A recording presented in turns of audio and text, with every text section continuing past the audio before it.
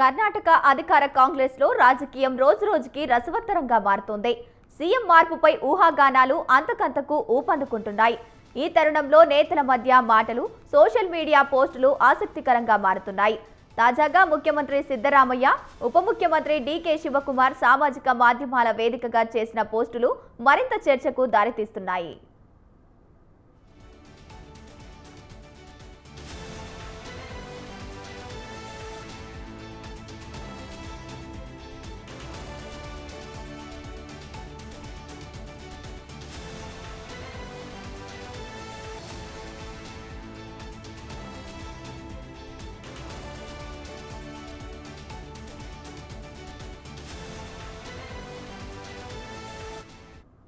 ప్రజలు తమకు కొంతకాలం కోసమే మాత్రమే అధికారం ఇవ్వలేదని, 5 ఏళ్లు పాలించేందుకు ఆమోదం తెలిపారని సీఎం సిద్ధరామయ్య ఎక్స్లో పోస్టు చేశారు. కన్నడ ప్రజలు మాకిచ్చిన తీర్పు కేవలం ఒక్క క్షణం కోసం కాదని, అది 5 ఏళ్లు పూర్తి బాధ్యత అని చెప్పారు. దీంట్లో ఆయన వ్యాఖ్యలు ఉప ముఖ్యమంత్రి డీకే శివకుమార్ చేసిన వ్యాఖ్యలకు కౌంటర్ ఇచ్చేలా ఉండటం మరింత చర్చకు దారితీసింది.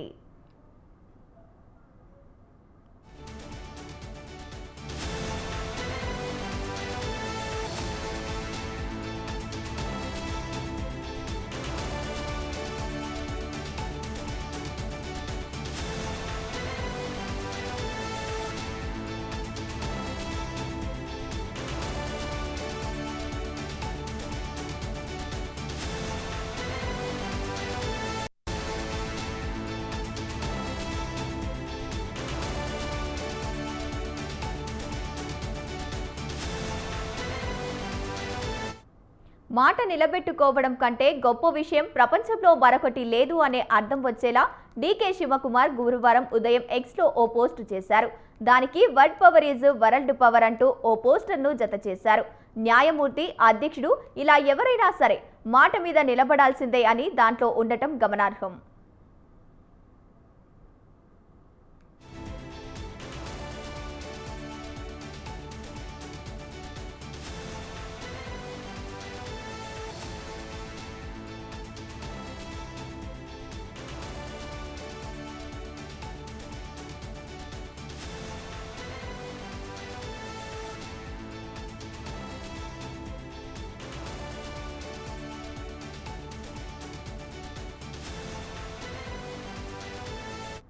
ఈ పరిణామాల నేపథ్యంలో తాజాగా సిద్ధరామయ్య చేసిన వ్యాఖ్యలు డీకేకి కౌంటరేనంటూ పలు రాజకీయ విశ్లేషకులు వెలువరిస్తున్నారు. కర్ణాటకలో కాంగ్రెస్ పార్టీ 2.5 ఏళ్లు అధికారం పూర్తి చేసుకుంది.